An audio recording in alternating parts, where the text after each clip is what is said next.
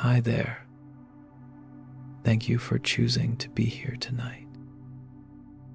Welcome to another gentle moment with Sleepy Zen. I know that sometimes we just need a soft place where the mind can breathe again. And right now, you can let this space become your own safe corner. A place where you don't have to try, don't have to be strong, and don't have to hold yourself in any particular state. You can let go just a little. Slow down one beat and let your body understand that you are safe and wrapped in calm. Here you are listened to. Here you are trusted. And here you are allowed to rest. Before we begin tonight's story, let me ask gently, where is your heart at right now? A little tired? Feeling okay? Or needing a bit more soothing? If you want, you can share it so I can understand you better.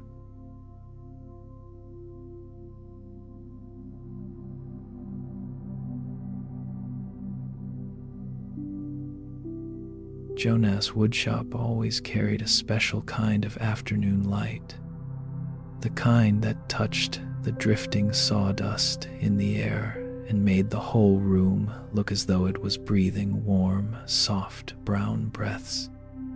Jonas wasn't a man of many words. He preferred the company of the quiet scrape of sandpaper, the muted tap of his chisel, and the gentle scent of tree resin. In that space, everything slowed down into the rhythm of his hands. Today, on the long wooden table at the center of the shop, sat an old clay vase. It wasn't something he had made. It was something he had stumbled across in a small market years ago. He wasn't a collector, and yet this vase had followed him ever since. He didn't know why. Maybe it held a kind of calm he couldn't quite name, a calm that fit naturally inside the stillness of his workshop. He turned the vase slowly under the afternoon light. The deep earth-colored surface revealed faint traces of time, but what made him stop was not the color or the faded patterns. It was the crack running from the mouth of the vase down toward its base. It wasn't new. Jonas had seen it many times while wiping dust away, but lately when he touched it, the crack seemed longer, deeper, as though the vase had been changing quietly while he wasn't looking. He set it down and stared for a long moment. Sawdust drifted through the slanted light and settled onto its surface like tiny specks of gold. The crack marked across that layer of dust looked like a fragile horizon waiting to split open. Jonas touched the crack with one finger. It felt dry, rough, and cool. It can't hold much longer, he thought. Not because it was breaking at this moment, but because he could feel the uncertainty in the thin layers of clay. A breeze slipped through the gap in the door, stirring the old curtain and sending a soft tremble through the room. The light shifted, landing directly on the crack, making it brighter than the rest of the vase. Like a truth, Jonas could no longer pass over the way he used to. He had always believed that if you cared for something enough, it would last. With wood, he knew exactly how to keep it strong, how to dry it, treat it, join it so it wouldn't warp.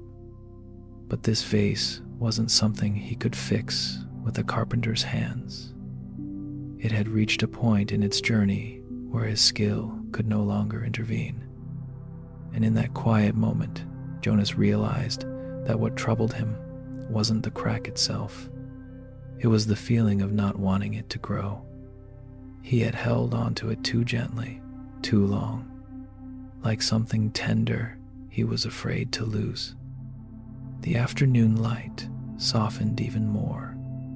Sawdust drifted slowly in the warm glow. The workshop was so still that Jonas could hear the sound of his own breathing.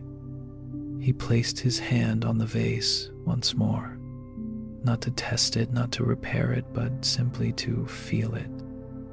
And for the first time he wondered, maybe the things that want to leave are not ours to hold.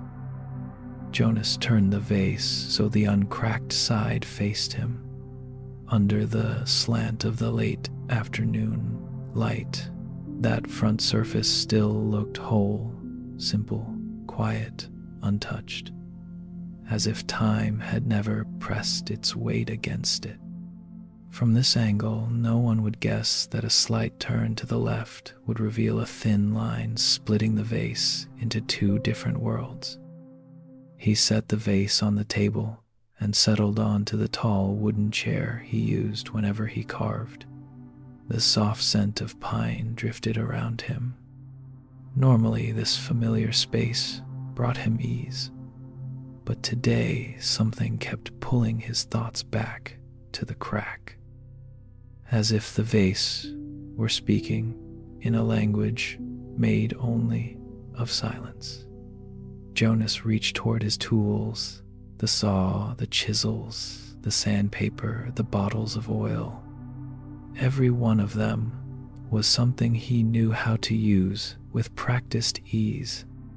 But when his eyes returned to the vase, his hands stopped midair. None of these tools were right. None of them could mend clay that had already begun to separate.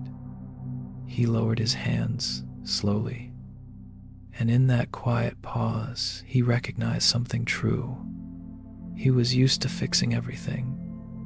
A weak chair leg he reinforced. A warped wooden box he reshaped.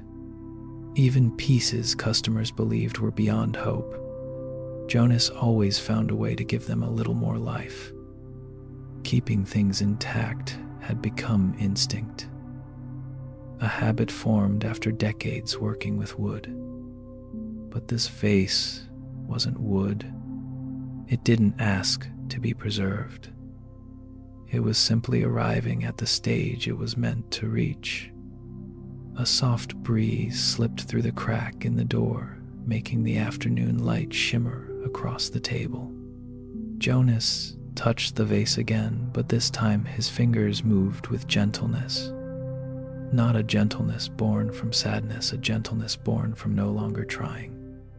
He turned the vase back toward the crack.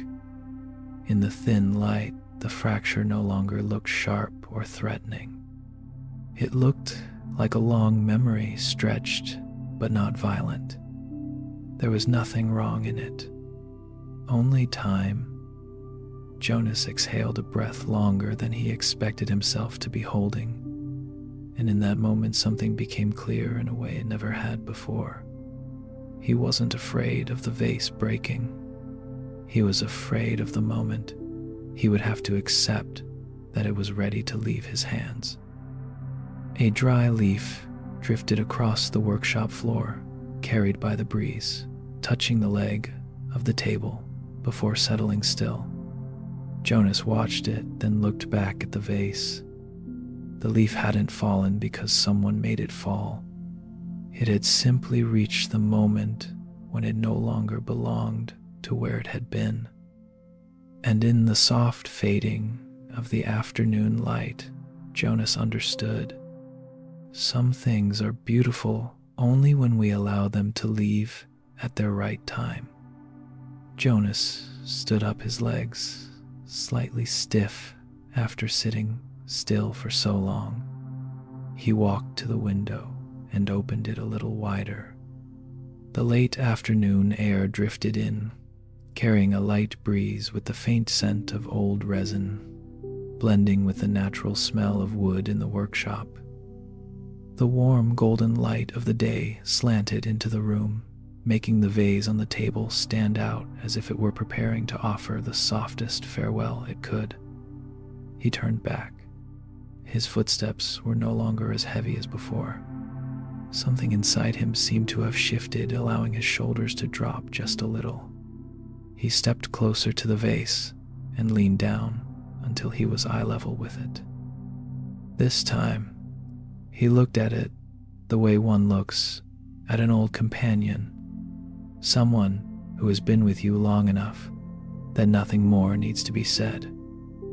The vase had never been perfect. It was never meant to be.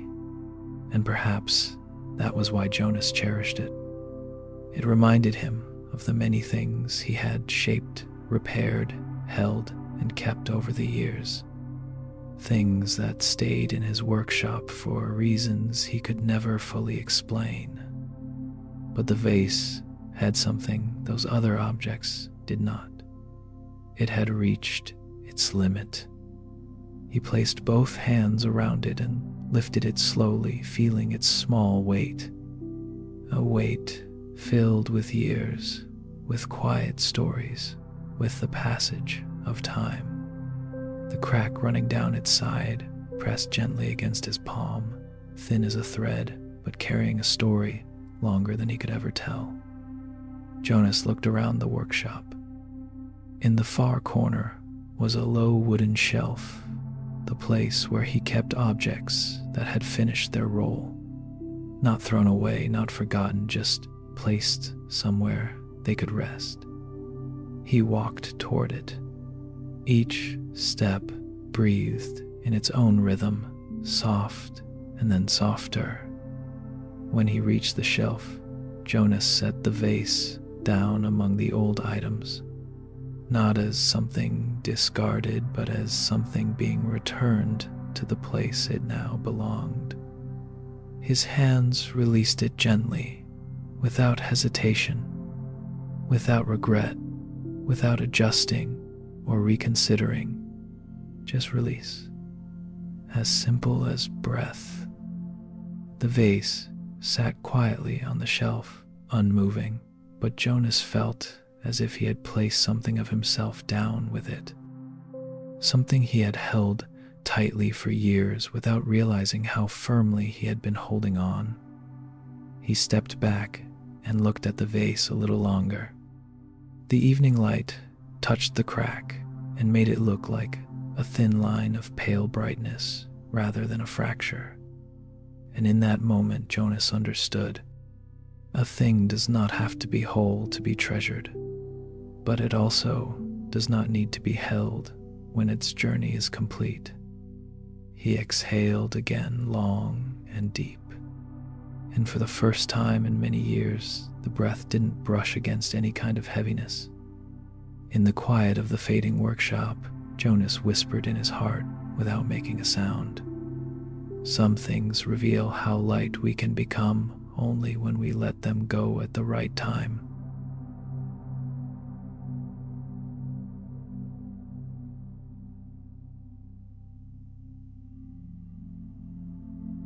There are days when we try to hold everything too tightly, as if loosening our grip even a little would cause life to fall out of its orbit. We try to control what others say, how they react, the timing of events, and even things that belong to nature itself. But the tighter we hold, the more tired the mind becomes. The more we try to keep, the more the heart strains. We think we're creating certainty, but what we're really creating is exhaustion. If we watch a river carefully well, notice something simple that we tend to forget. Water has never fought what is happening to it. It doesn't force the current to take a path it prefers. It doesn't push back against a rock that stands in its way. It doesn't grow angry when it meets an unexpected bend. Water simply follows the most natural direction available. And because of that, it manages to travel far. A skilled boatman understands this well. They never try to make the boat move faster than the strength of the current. They don't thrash the oar against the river just because they want to reach a direction immediately. They use the oar gently to balance, to make small adjustments, but they allow the water to guide most of the journey.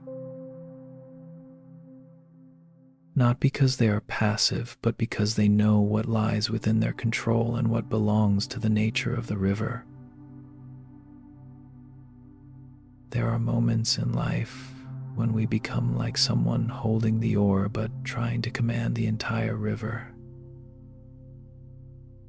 We want everything to go exactly as we imagine, faster, cleaner, more perfect. We struggle against sudden changes, against unexpected outcomes, against people who don't follow the script we had in mind. But every time we force ourselves to row against the natural flow, our mind feels pulled in two directions. One toward reality, the other toward what we want. And between those two forces, we are always the ones who hurt first. When we loosen our illusion of control, we don't become weak. We become aligned with the true movement of life. Like the boatman who angles the oar at just the right moment, not to dominate the water, but to move with it. Letting go doesn't mean giving up. It means seeing clearly the boundary between what we can adjust and what never belonged to our authority. If we allow our mind to settle for even a moment, we often realize that life has never asked us to be perfect. It only invites us to be present in each moment and to let the rest flow in its own way. We cannot make someone love us exactly the way we want. We cannot make the weather change with our wishes. We cannot force the mind to be calm on the days it is meant to shake. But we can choose how we place our oar gently, steadily, without fighting the current that is already here. It's strange how much clarity appears when we stop trying to control everything. It's as if when the mind stops straining, the water becomes clearer and we finally see what is actually happening instead of what we fear might happen. Many things we worry about do not need to be resisted. They only need to be acknowledged and allowed to pass. The river does not stop when we grow tired. It doesn't rush just because we want speed. It keeps its own rhythm. And most of our inner tension appears when we pull our rhythm away from the rhythm of life. But when we allow our own pace to merge with life's pace, the mind becomes as light as a leaf falling in the right direction of the wind.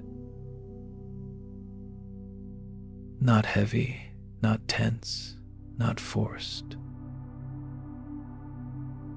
Letting go of control is not abandoning life. It's simply abandoning the idea that we can shape everything. And the moment we release that expectation, the mind finally has space to breathe. like the boatman at the end of the day who places the oar gently across the water and lets the current carry the boat a little farther without effort. Life may not always move in the direction we prefer. But when we stop resisting what lies beyond our influence, we discover that the current often leads us to places softer, calmer, and wider than anything we imagined. And in that spaciousness, we see clearly that what truly needs letting go is not the world around us, but the part inside us that keeps trying to steer the entire river.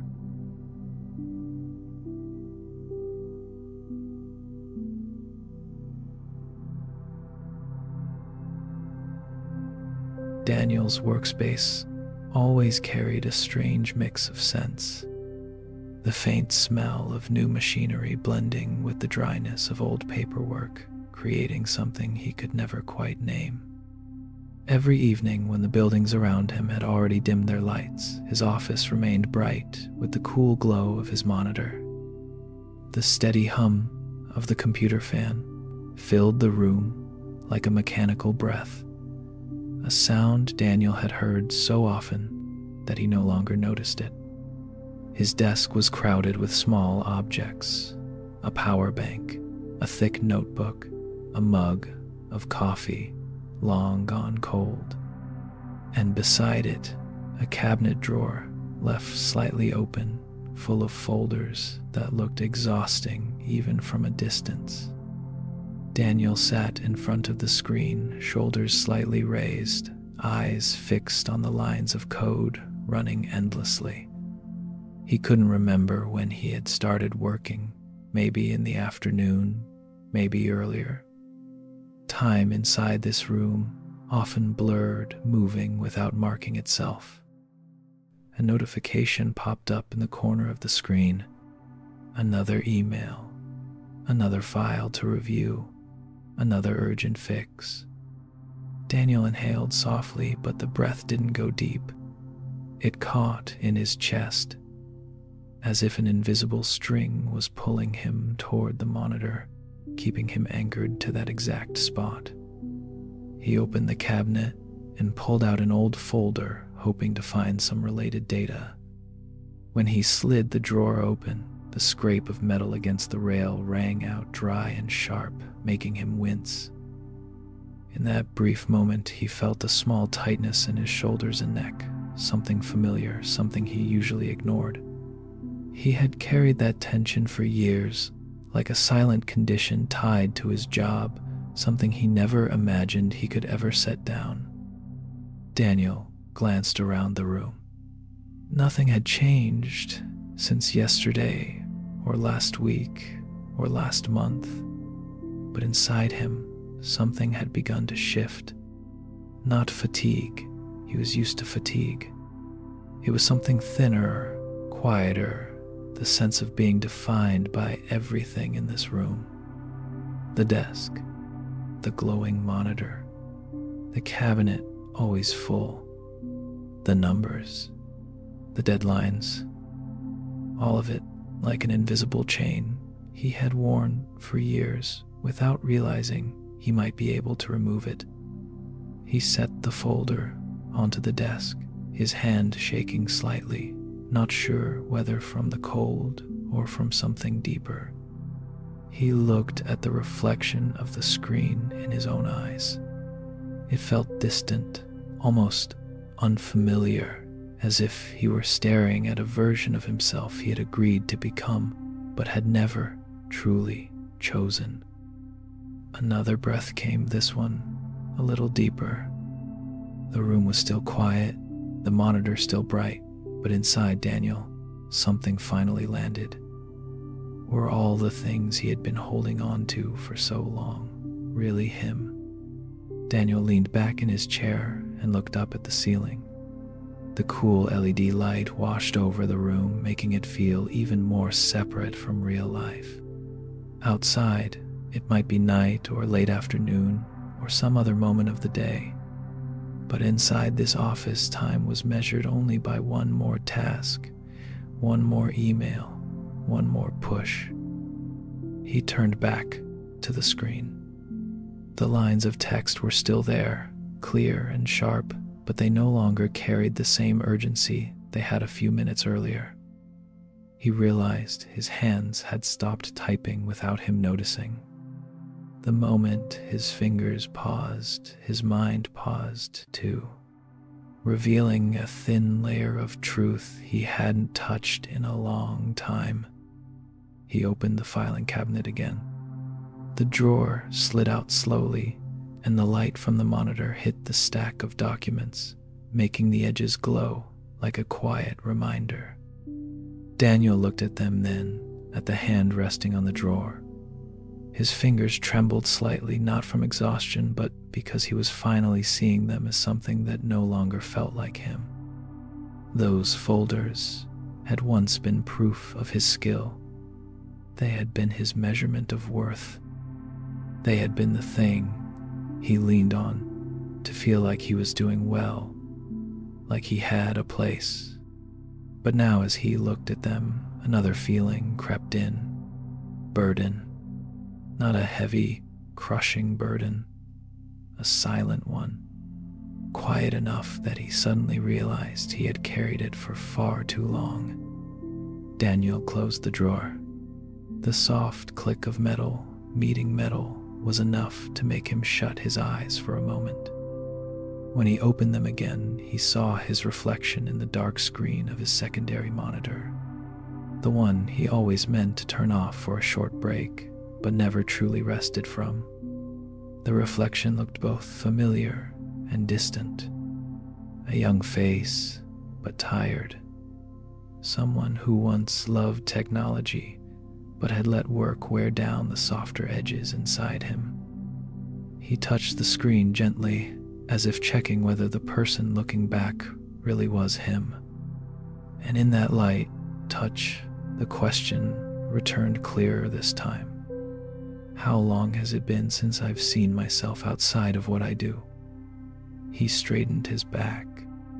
His body felt as if it had been put back into the right alignment after being tugged in one direction for too many years. The office was still quiet. The machines still hummed, but something inside him loosened, not from quitting the work, but from releasing the way he had let the work define him. Daniel looked at the stack of files on his desk.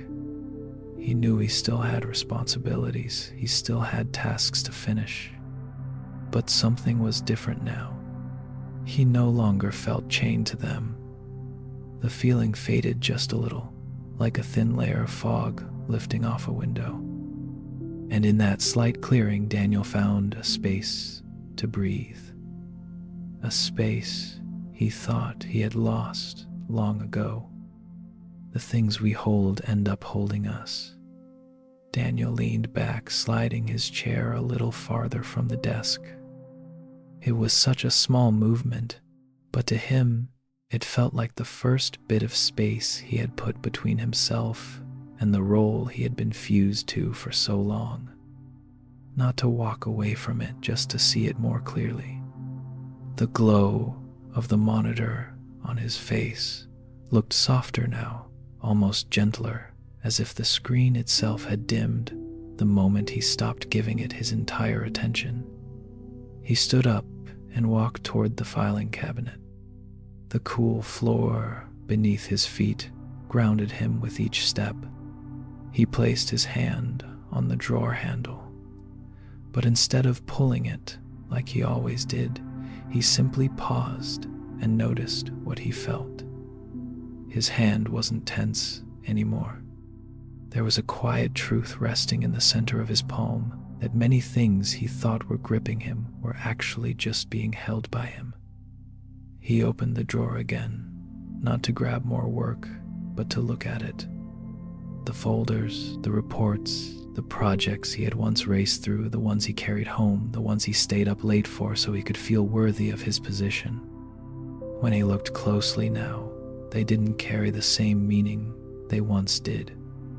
They were just papers, just tasks, just part of what he did, not who he was. Daniel gently shifted a few folders aside, not to toss them out, but to see that they could take up less space, that they didn't need to spill into every corner of his life. In that small motion, something in him shifted too. The monitor light reflected off the side of the cabinet, forming a thin line of brightness. He followed that line with his eyes before walking back to his chair. But sitting down this time felt completely different. The chair wasn't a place he felt stuck in anymore. It was simply where he chose to sit for this moment with intention.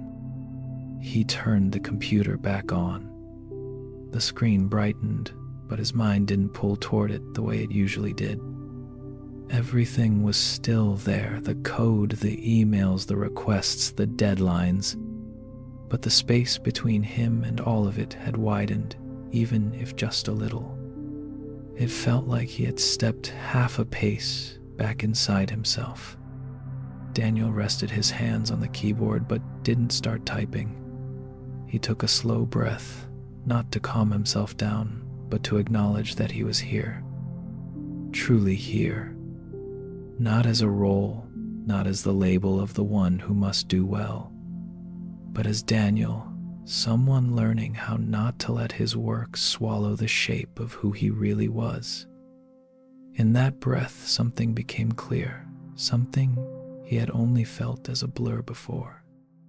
The things we cling to too tightly are often the very things that lock us in place. He exhaled softly. His hands relaxed. His shoulders dropped on their own. The room hadn't changed. The work was still waiting. But Daniel, by releasing just one thin layer of the "I must hold everything together," had already become larger inside himself.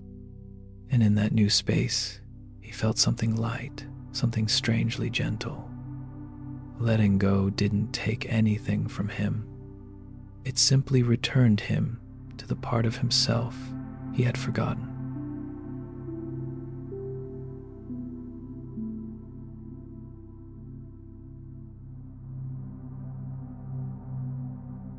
When the late afternoon sun tilts at just the right angle, broken pieces of pottery on the ground begin to catch the light in their own quiet way. They reflect the sunlight in tiny glimmers that last only a few seconds, then fade as the sun moves slightly. No one arranges that light. No one decides when it should appear. It simply happens when everything lines up on its own. Each shard was once part of a full, perfect bowl. It was used, held, cared for, and it had a clear shape. Then at some point it cracked and later it broke. When it broke, it no longer held the beauty of wholeness, but it had a different beauty, softer and quieter, the beauty of something ending at the right time.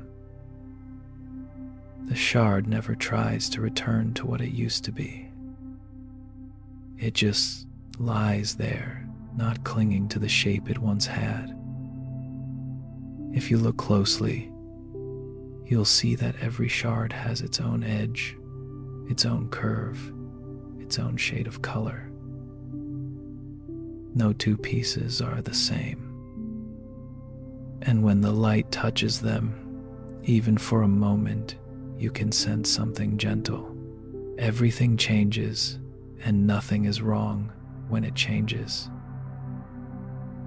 The shard doesn't feel lost because it's no longer a bowl. It simply becomes something new, lighter, with fewer duties, no longer needing to hold itself together. The dust around the shards behaves the same way. It never stays in one place. The wind carries it, then sets it down somewhere temporary. A bit of sunlight makes it glow for a moment. The next breeze lifts it away again. No grain of dust asks why it fell here or why it was swept away.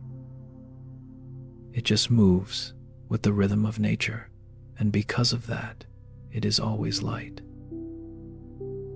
If we look at our own lives with the same eyes we use to watch dust and broken pottery, we start to see that impermanence isn't something to fear. It's simply the real rhythm of everything. Some things reach the moment they must leave, and when they do, it doesn't mean we failed. It means their part in our story has ended. Like the bowl that served long enough to become a shard. Like the dust that arrives and departs without needing a reason. The last light of day often makes everything look softer, thinner, easier to accept.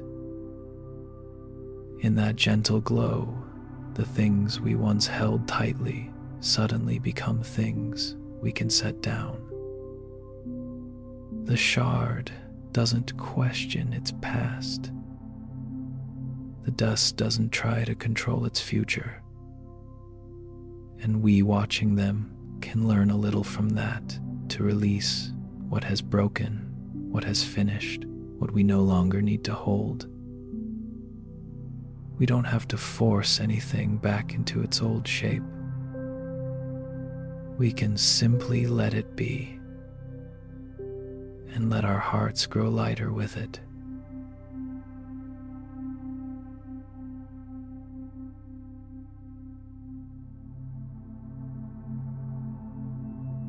Mr. Collins stood in the middle of his field early in the morning, just as the sun was lifting a thin strip of gold over the distant hills. The soil beneath his boots was cracked into long, dry lines, and every step he took sent up a soft cloud of dust, like the land itself was letting out a quiet sigh. This season should have brought a few scattered rains, just enough to soften the ground and help the young rice push through the surface. But the clouds had chosen a far-off sky with no sign of drifting any closer. He looked up. Thin clouds moved slowly along the edge of the horizon, so far away he knew without a doubt that no matter how much he wished for it, they would not fall over his land today. Clouds have their own rhythm. The sky has its own timing. And he only had this field and his two hands.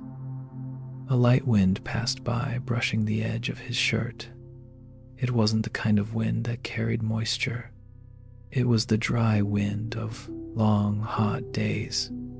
It brought no promise of rain, no hint of change. It simply moved through the field as if reminding Mr. Collins that some things were never meant to be decided by anyone at all. He walked slowly along the rows he had plowed earlier. Each step let him feel how hard the ground had become. So hard that even if he poured water over it, the soil wouldn't hold it for long. Nature was moving in its own direction, and that direction didn't ask for his approval. Collins stopped at a smaller patch of land where he had tried sowing a few early seeds. Some of them had cracked open tiny shoots, rising just a few millimeters above the soil. But the little stems were curled from lack of moisture, bending toward the earth, as if searching for something that simply wasn't there. He touched one gently. It was dry, but still trying to stand. That small effort tightened something in his chest, not from pain, but from tenderness. He had spent his whole life farming, and what he had learned most wasn't how to grow crops, but how to live with what he could not change. Long stretches of heat, sudden storms, cold arriving early, heat lingering too long. Nature had never followed any plan, he wrote down. The field always had a voice of its own. But even knowing that days like this still came, days when he wished so hard for rain that he forgot it had never once been his decision. The wind came again, carrying a small swirl of dust that rose and faded in the air. Collins looked toward the horizon one more time, searching for any sign his eyes might have missed. But the clouds were still distant, very distant. He took a slow, deep breath. A bit of tightness in his shoulders let go.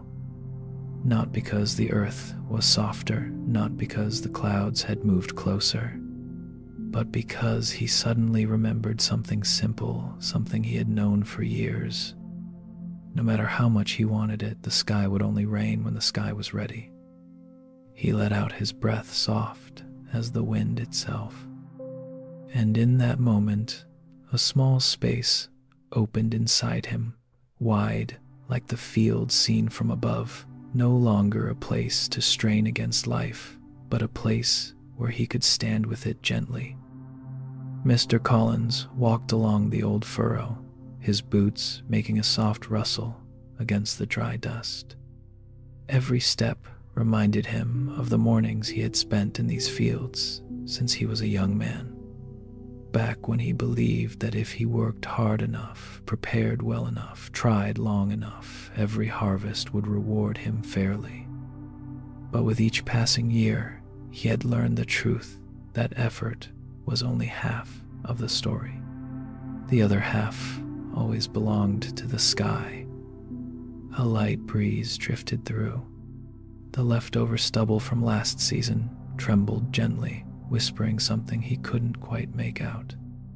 He stopped and placed his calloused hand on the cracked ground.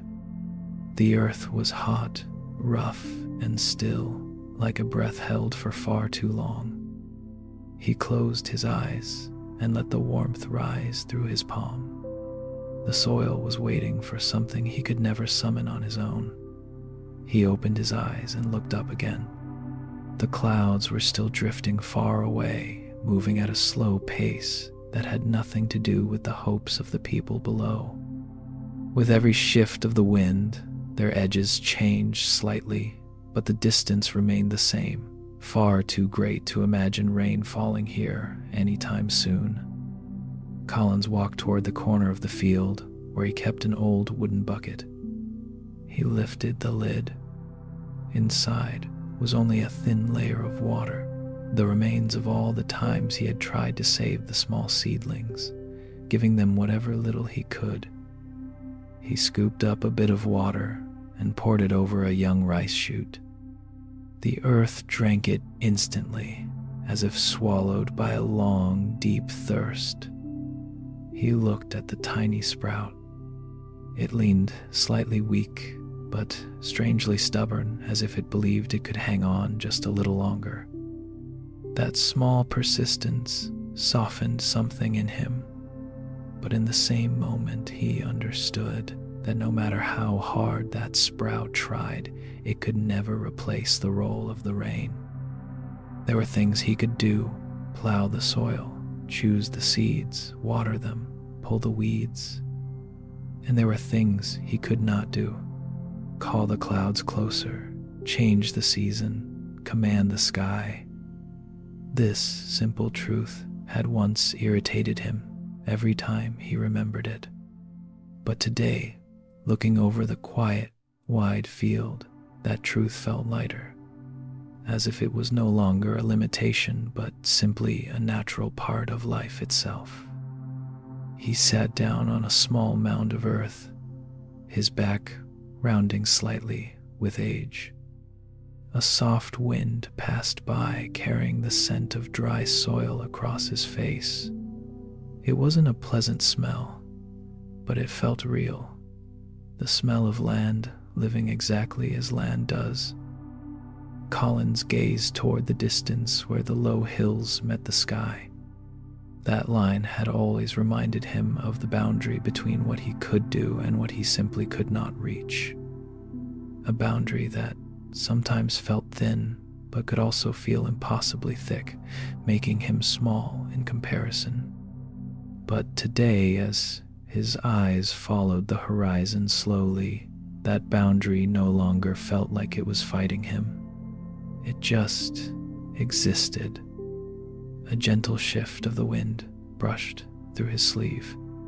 He exhaled deeper than any breath he had taken since morning, as if something inside him had finally loosened after days of holding tight.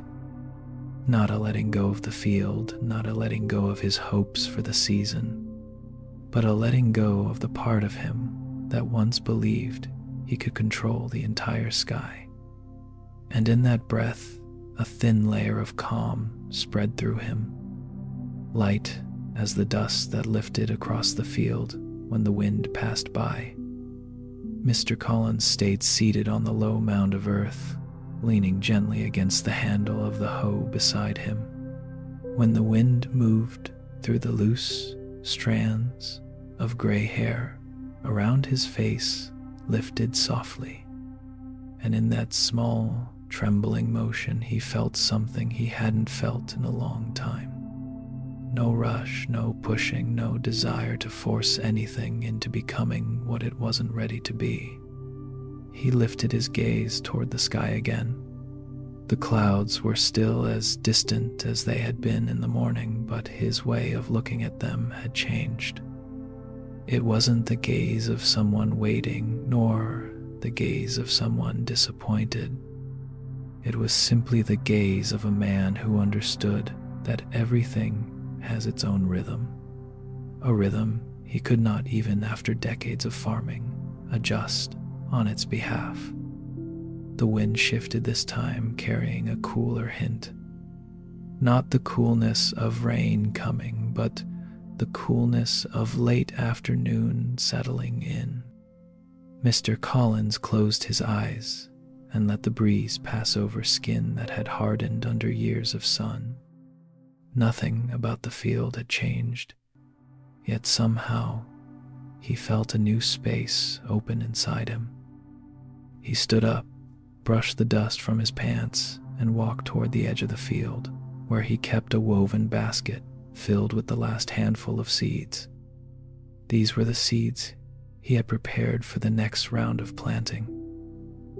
A cycle he planned to begin the moment the rains came. In the past, whenever he thought about having to wait for rain, there was always a touch of impatience in him, a quiet restlessness, as if time itself was slipping past without being used properly. But today, when he bent down and lifted the basket, it felt lighter, not because its weight had changed, but because he was no longer carrying the burden of making everything happen on time. He held the basket simply as the part he could do. The rest he left to the sky. He walked along the boundary of the field, his old boots leaving soft imprints on the dry soil. Each footprint felt like a gentle affirmation that he was still moving forward, even without rain. Not with helplessness, but with a kind of step that no longer tried to outrun nature. At the far end of the field, he reached a large stone where he often rested. He set the basket down and sat. The rock was hot from the sun, but as he lowered himself onto it, the warmth spread through him in a way that felt alive, not draining. The wind passed again, pushing the faraway clouds a little farther along. Not toward his field, but he no longer needed them to. He spoke softly, almost to himself. The sky doesn't owe me anything. The words weren't sad, they were light, like a truth finally set in its proper place. And once that truth settled, something in his heart dropped down into a layer of stillness he had forgotten he carried. He looked over the wide field. The soil was still dry, the sprouts were still thin, the clouds still far. But Mr. Collins no longer felt the field resisting him. And more importantly, he no longer resisted the field. He no longer resisted the sky.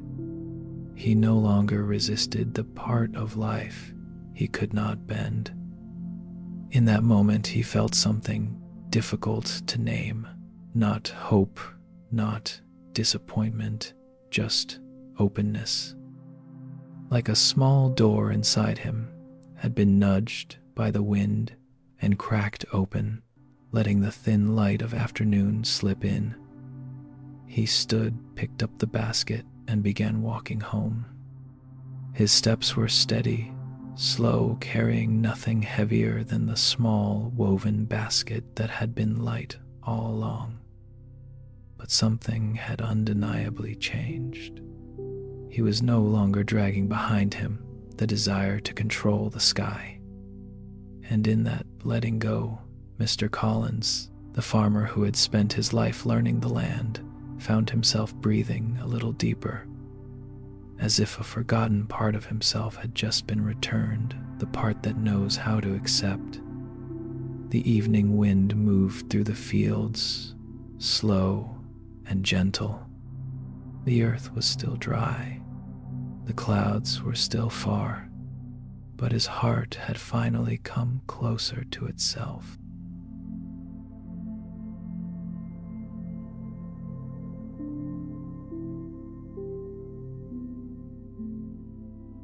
There are quiet afternoons when the surface of a lake is so still that you can see your own reflection shimmering on it. And with just a light touch of wind, the water changes shape, not in a rush, not in chaos, but in slow, gentle ripples that glide outward for a long time before settling back into stillness. If you stand and watch long enough, you'll notice that the lake always returns to calm the moment nothing is disturbing it. Our thoughts work the same way.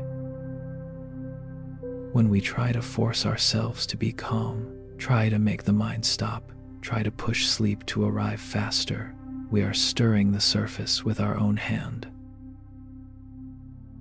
Water can't stay clear while we're still swirling it. And the mind can't settle while we're busy trying to make it settle. But the moment we stop pushing, stop demanding, stop insisting that it must become quiet, right now the mind finds its way back to its natural shape, a thin, peaceful stillness, soft as breath.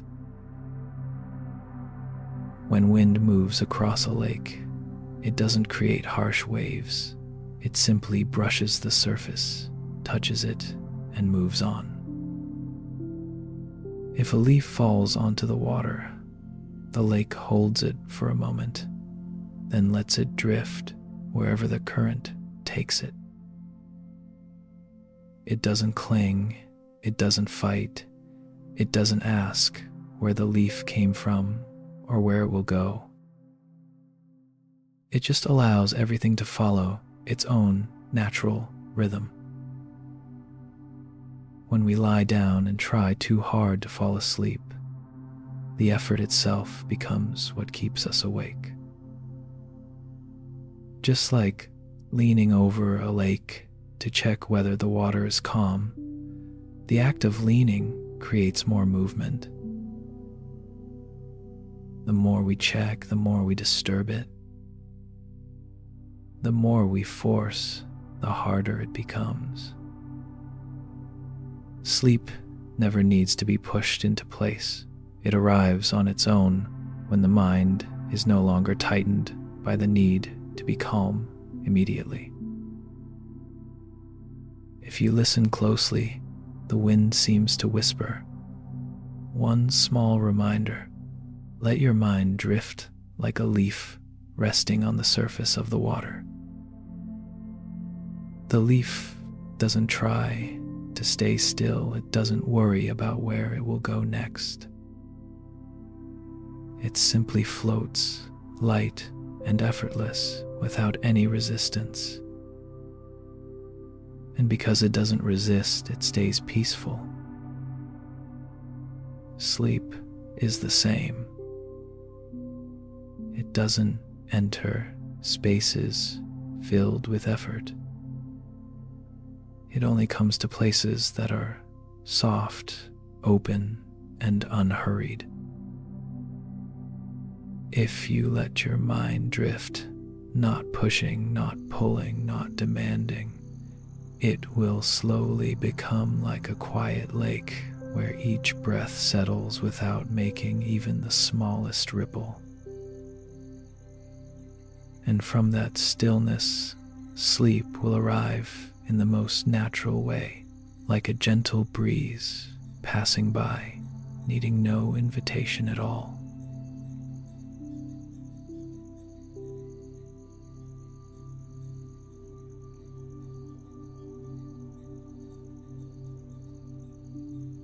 Let your breath rock gently in and out,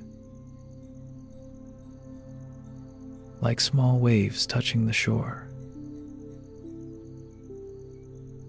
Soften your forehead. Soften your eyes. Let your jaw drift loose. Shoulders dropping, like a tide pulling back into calm water. Arms, wrists, fingers, floating toward rest. Chest, belly, hips, loosening with every slow wave of breath. Thighs, knees, feet, melting into the sand of the moment. Now imagine a soft blue light coming from the horizon, rolling towards you warm and steady. It reaches your feet, your hands, your chest, and whispers nothing to carry. Now let the tide hold you. Feel the weight leave your breath. Feel your heart ease, like a shell sinking gently underwater.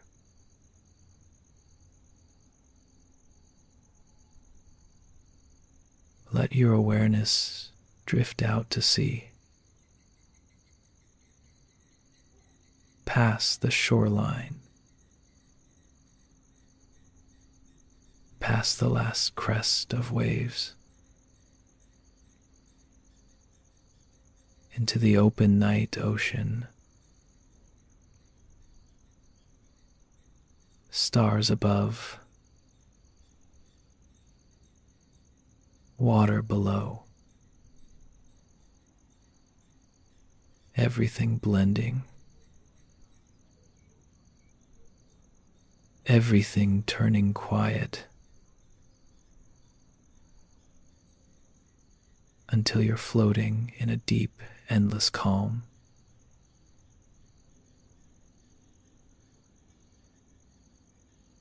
Thank you for resting here tonight. Thank you for letting the tide soften your mind. Now let sleep come. slow as waves,